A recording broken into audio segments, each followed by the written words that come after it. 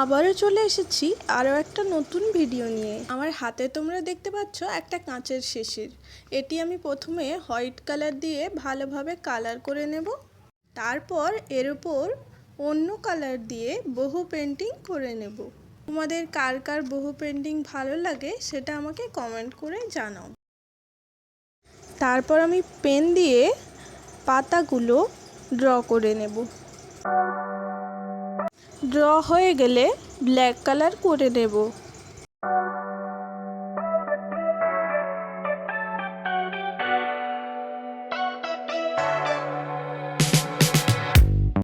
তারপর আমি কটন দড়ি দিয়ে শিশিরের মুখে ভালোভাবে আঠা দিয়ে আটকে নেব। তারপর দেখো কত সুন্দর একটা হোম ডেকর হয়ে গেল। এখানে আমি ফুল রেখেছি, তুলি রেখেছি, পেনেও রাখতে পারো। কেমন লাগলো আইডিয়াটা কমেন্টে জানাও। আজ এই পর্যন্ত, বাই বাই।